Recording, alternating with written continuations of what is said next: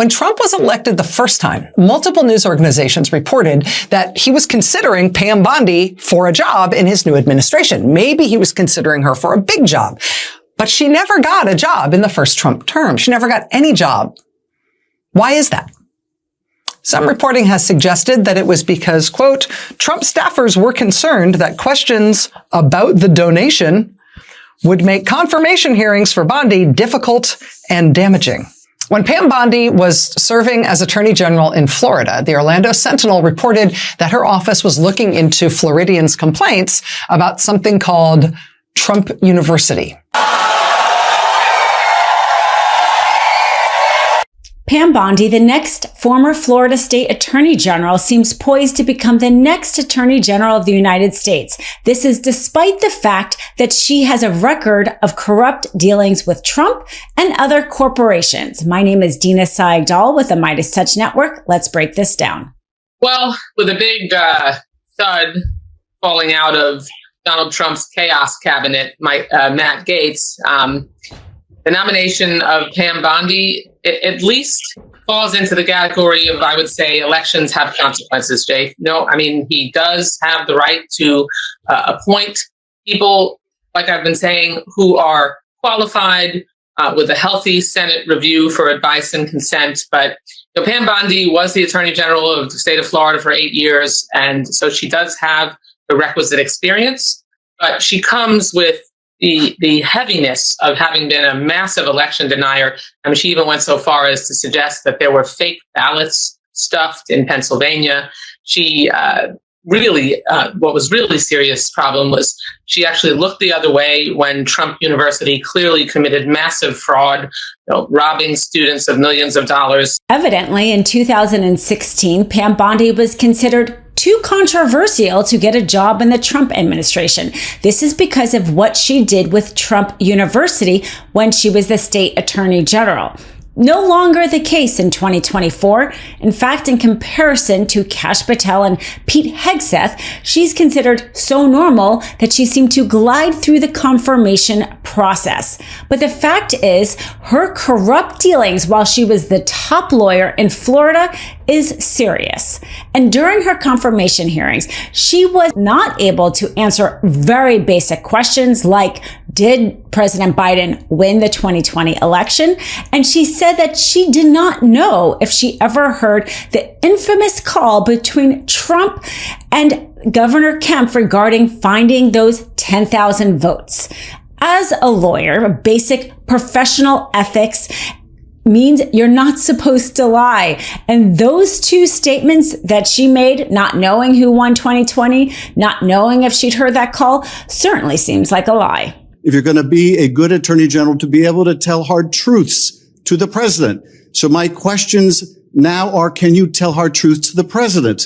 So let me start with an easy truth that you could speak to the president. Can you tell him that Donald Trump lost the 2020 election? Can you say that? Do you have the independence to say that? Do you have the gravitas, the stature, the intestinal fortitude to say, Donald Trump, you lost the 2020 election? Can you tell us that here today? Senator, what I can tell you is I will never play politics. You're trying to engage me in a gotcha. I won't do it. I won't play politics with any ongoing investigation. So let me ask you another. Like you did leaking your colleague Devin Nunes's memo. If you can't answer the question, let me ask you a different, what should be a simple truth, not a hard one. Was there massive fraud affecting the result of the 2020 election? Yes or no? Senator, I'm glad you asked that question. If you'll let me answer what I saw in Pennsylvania. No, I asked a simple question about massive fraud. I can only tell you what I saw in Pennsylvania. I know you want to answer a different question, but my question is, can you tell us whether there was massive fraud affecting the results of the 2020 election? Yes or no? Was there or was there not? I can tell you what I saw when I went as an advocate to the campaign. That's not my question. So you can't answer that question. You can't speak that even easy truth to us, let alone to the president. Have any evidence of election fraud or irregularities in the 2020 election? So, First Senator. Yes or no? It's a yes or no question. First Senator. Do you have evidence? Yes or no? First Senator. I'm so sorry about the fires to you and Senator Schiff and what you're going through in your states. I have to say that. I appreciate that. My clock is ticking and I want to hear your answer. go out to everyone in California for what you're facing right now. I'm glad you asked the question about Pennsylvania. It's a yes or no question. I was hoping. Do you have evidence? Yes or no? Senator, I was hoping you'd ask the question. Do you have evidence? Yes or no? I traveled to Pennsylvania. Do you have evidence? I traveled, yes or Senator, no? to Pennsylvania. Okay. You're not answering my question. Florida was one of the multiple states looking into Trump University. Students had claimed fraud, that essentially the university wasn't delivering the education that they had promised. But after Trump gave her $25,000 for her campaign, she dropped Florida from the lawsuit. That lawsuit went on and secured a $25 million settlement for the students involved. That's how strong of a case it was. Arguably, this could be considered a bribe. Now, incidentally, that lawsuit against Trump University was successful. Other states, like New York, went ahead with it. Trump had to shut down his fake university and pay more than $20 million to make the fraud claims go away.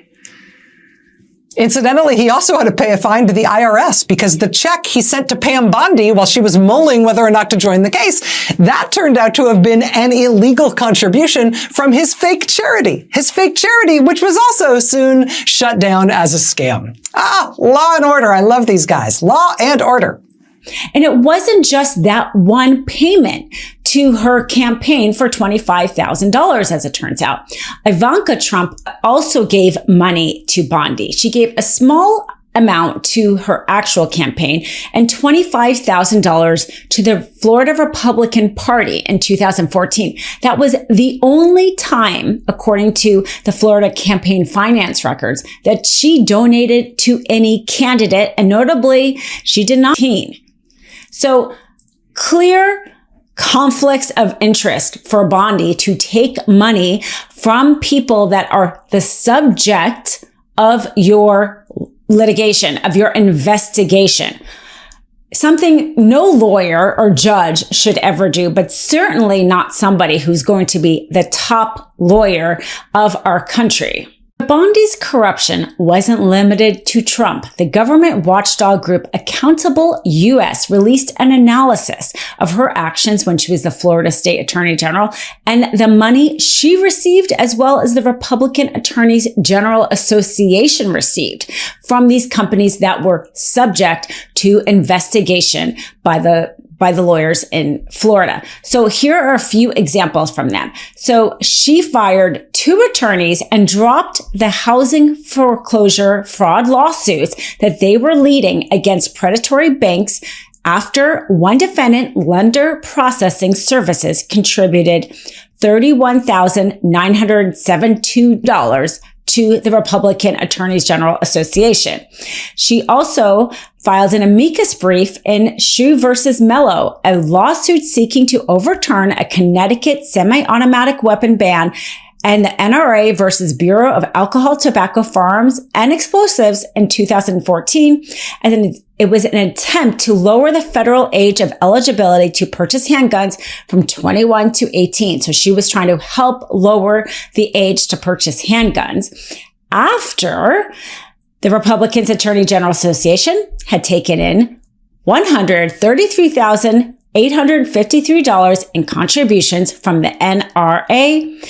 And she filed another amicus brief and multiple lawsuits that were attempting to reduce the EPA's regulatory authority under the Clean Air Act and Clean Water Act, following more than $1.26 million in contributions to the Republican Attorneys General Association from fossil fuel interests. And they list even more examples showing how much she was putting our justice system, our lives regarding gun safety, clean air, foreclosures of our homes, selling them to these corporations. If they were going to donate and benefit her and her campaign, she was willing to sell out the American people. And now she's going to get the top job as the Attorney General, in part because Trump appointed much worse people with much worse baggage to other positions, that she's being scrutinized less because she just has the more basic bread and butter corruption. When you're dealing with a lawyer, when somebody has the weight of the Department of Justice behind him, this person should never even have allegations of taking a bribe. They should never have their legal work be questioned based on the money they received from companies that they were looking to. But that's exactly what this watchdog group has example after example after example. She did it for Trump. She got money in return. Now she's getting appointed to a bigger job, and she's done it again and again and again. So this is why we at Midas Touch are keeping an eye on and delving deeper into the candidates who are going to be securing these big day from the global market, creating a side squeeze on supply as Trump calls for the US to produce more. Trump has indicated to his close advisor that he wants to deliver on wide-ranging tariff as soon as he takes office. And he posted on Trust Social that placing steep leaves on China, Canada, and Mexico would come on day one, but advisors have been working to craft to approach, meeting last week to discuss how to proceed, instituting similar tariffs that gradually increased if negotiations don't meet the president's demands is one option that garnered support. But it remains unclear how quick the team is prepared to put any policy in place. The breadth of Trump planned action will also almost certain stop short of dazzling array of action he promised